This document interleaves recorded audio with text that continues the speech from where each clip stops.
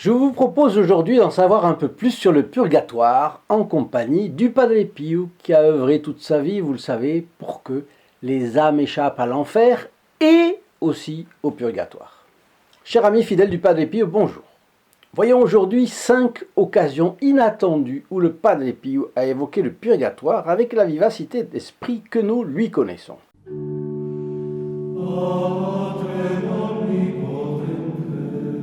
Et d'abord, Clarisse Bruno a laissé à San Giovanni Rotondo un témoignage intéressant. Voilà ce qu'elle dit. Une amie de Dublin m'a envoyé un petit livre où j'ai trouvé qu'il n'est nullement besoin de brûler au purgatoire, que le purgatoire soit du feu brûlant. Ce livret émanait d'un père jésuite et disposait d'une approbation ecclésiastique. Je ne peux nier que l'idée m'a plu tout de suite. Quelques mois plus tard, j'étais de passage chez le Padre Pio. Lors de ma confession, après mes autres péchés et négligences, je me suis aussi accusée d'être parfois un peu paresseuse. « Oh » m'a répondu le Padre Pio, rapide comme l'éclair. « Et à ce régime, vous vous attendez à aller directement au ciel ?» Vous voyez le message que fait passer le Padre Pio. Si on ramollit sa lutte, si on ne fait pas les grands efforts nécessaires, si on ne prie pas, on aura inéluctablement le salaire de sa négligence. Évidemment, saint Alphonse de Liguori dit « Celui qui prie se sauve, celui qui ne prie pas se damne ». Et la raison est simple comme bonjour, seuls nous ne pouvons rien faire. Ce sont les paroles de Jésus-Christ lui-même dans l'Évangile, et les mots du Christ sont à prendre à la lettre. Mais par ailleurs, avec l'aide de la Bonne Vierge, notre reine et notre princesse, nous pouvons tout obtenir. Alors, si on veut aller tout droit au ciel, prenons-en les moyens. Sinon, nous aurons droit au purgatoire. Et qu'est-ce que c'est que le purgatoire ? Eh bien voilà le deuxième fioretto du Padre Pio, le frère José Longo de San Giovanni Rotondo, compagnon de couvent du Padre Pio, lui a un jour demandé ses prières pour une enfant qui s'avançait en âge et ne marchait toujours pas, ce qui peut être, comme vous le savez, le signe d'un retard grave sur le plan de la santé. Et là, le frère José Longo s'agenouille devant le Padre Pio pour lui demander instamment ses prières, mais au lieu de s'agenouiller sur le sol, il s'agenouille pile sur les pieds stigmatisés du Padre Pio. Et celui-ci en a ressenti une douleur impossible à cacher. Il a poussé un cri, et après il s'est exclamé « Oh, c'est comme si j'avais passé 10 ans au purgatoire !» Et oui, parce que les stigmates du Padre Pio étaient excessivement douloureux, au point qu'il se déplaçait difficilement, d'un pas lourd et traînant. Quelques jours après, le frère José est repassé dans la maison de la petite gosse pour assurer la famille des prières du Padre Pio. Et il avait vu. Bon. Et là, quelle ne fut pas sa surprise de voir que l'enfant avait commencé à marcher le jour même où il s'était agenouillé pesamment sur les pieds du Padre. Alors, voyez la valeur impétratoire du sacrifice accepté en union avec le sacrifice de notre Seigneur sur la croix et avec les larmes de Marie, bien entendu. Alors, vous le savez, je fais une parenthèse, nous diffusons gratuitement la photo du Padre Pio. L'objectif est d'amener la présence consolatrice du Padre Pio dans les foyers, parce qu'il disait de lui que sa mission était d'arracher les âmes aux griffes du diable. Et pour recevoir gratuitement cette photographie pour vous ou un de vos proches, il vous suffit de téléphoner au 08 05 36 08 47, appel gratuit depuis la France métropolitaine, coût d'un appel local depuis les DOM-TOM, et depuis le Canada, veuillez composer le 1 844 398 88 67. Un soir, je reprends. Un soir, alors que les capucins et quelques amis du couvent sont en train de discuter dans la cour du couvent, certains évoquent la charité paternelle du Padre Pio, d'ailleurs, qui est présent. Et maître Tortora, avocat, avance. Le Padre Pio nous aidera encore après sa mort, car il souffrira encore pour expier nos péchés. Aussitôt, le Padre Pio rétorque « Oh non ! Une fois que nous aurons franchi le Rubicon, chacun de nous suivra son propre chemin. Et alors le commissaire de police de Gadya, qui était là, ajoute, le Padre Pio ne passera pas par le purgatoire, il ira directement au paradis. Et là, avec un sourire enthousiaste, le Padre Pio est venu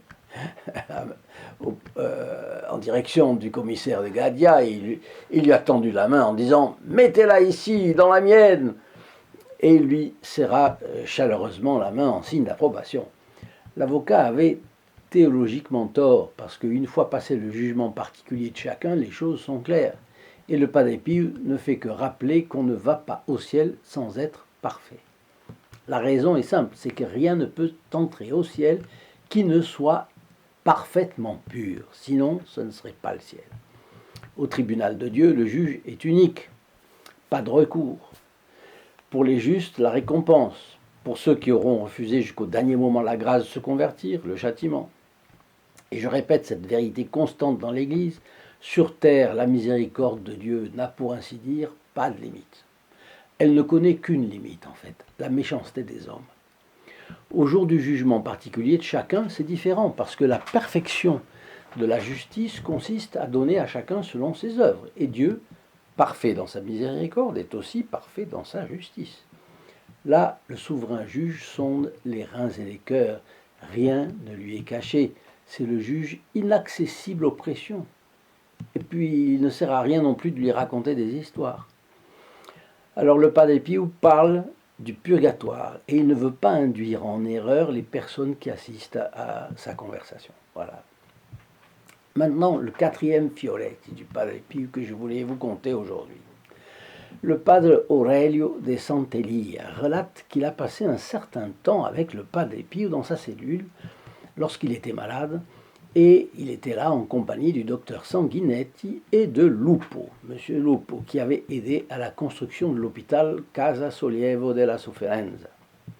Alors, tandis qu'il parlait de choses et d'autres, le Padre Pio a soudainement interrompu la conversation et a dit « Nous allons prier pour le roi d'Angleterre. » À son habitude, il a appuyé la tête sur ses bras, comme ça, eux-mêmes sur la petite table de sa chambre, et nous nous sommes regardés avec étonnement. Mais nous nous sommes mis mentalement à prier aussi avec lui, chacun de notre côté. Et le lendemain matin, les premières nouvelles du jour annonçaient que Édouard VI, roi d'Angleterre, était mort dans la nuit. Alors ce fioletti nous prouve l'importance de la prière pour les agonisants et les âmes du purgatoire. Ne nous lassons pas de prier pour elles. Ce fioletti nous apprend aussi que le roi Édouard VI a reçu une grâce hors série. La Providence a demandé au Padre Pio de prier pour lui au moment crucial de son passage de cette vie dans l'autre. Et comme Dieu ne fait rien d'inutile, on peut imaginer que les prières du Padre Pio lui ont valu d'être sauvé. Peu d'hommes sont exempts de péchés graves. Et de toute façon, les hommes sont faibles et ont commis des quantités de fautes vénielles.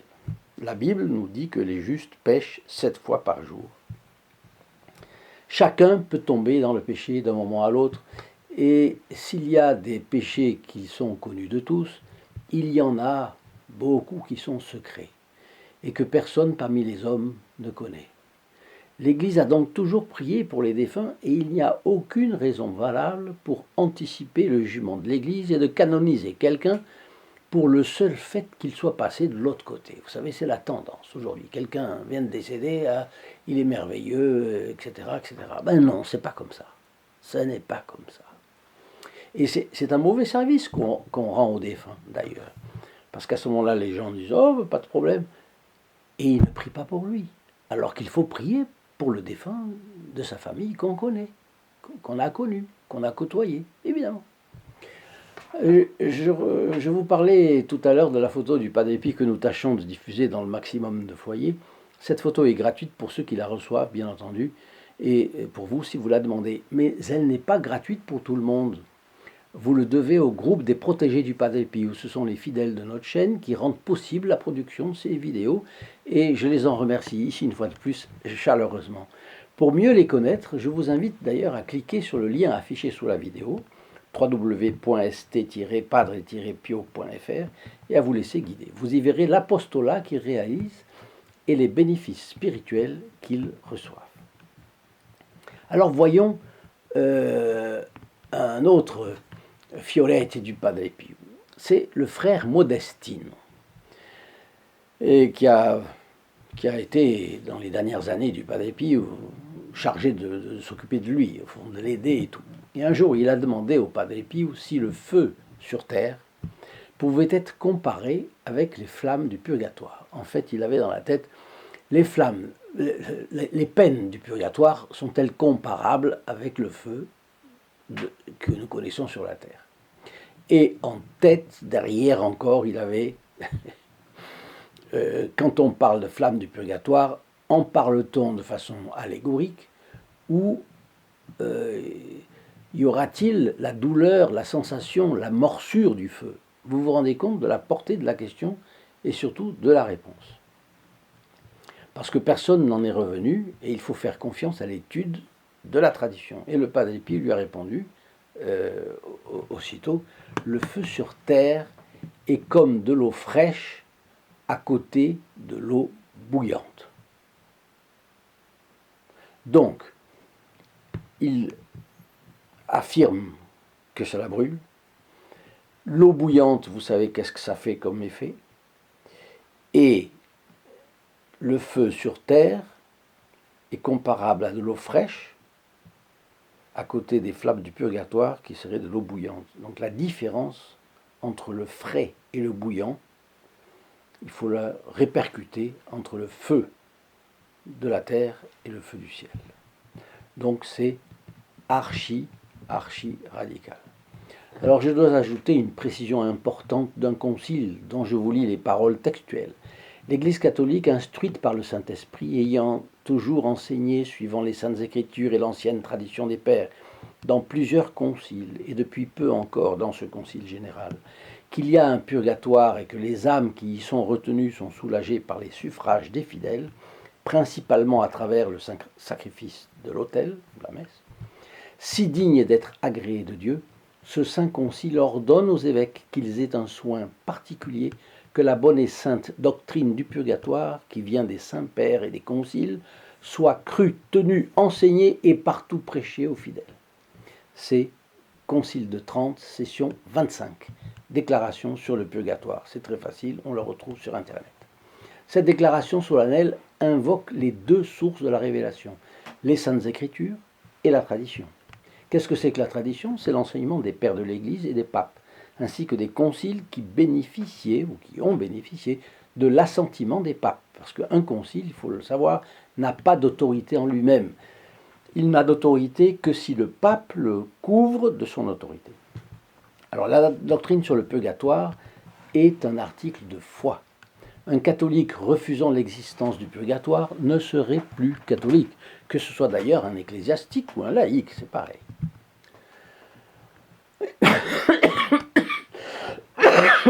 Pardon. Il n'y a donc, au moment de la mort, que trois éventualités, trois solutions. Si l'homme meurt en état de grâce, et si son âme est entièrement pure de tout dégât causé par des péchés passés, parce qu'il les a réparés par la souffrance qu'il a eue ici-bas, il va droit au ciel et il y restera l'éternité entière dans la contemplation des splendeurs du paradis. Un jour nous parlerons du paradis, il y a des livres passionnants sur la question qui lèvent un peu le voile sur ces splendeurs. Et ce que je ne comprends pas, c'est que personne ou quasi n'en parle. Jamais on en parle. Alors que cela donnerait tellement l'envie aux fidèles d'y aller, évidemment. Bon. Alors donc le ciel. Après, le purgatoire. De son côté, c'est l'état et le lieu. C'est un état et c'est un lieu. Où vont de façon temporaire, en attendant le ciel, les personnes mortes sans en avoir été suffisamment purifiées des restes de leurs péchés passés. Quand je dis un état, c'est l'état, par exemple, la peine du dent, où on est privé de la présence de Dieu. C'est une souffrance énorme, c'est la plus grande des souffrances, sachant qu'on a été fait pour cela. Donc c'est une dilacération.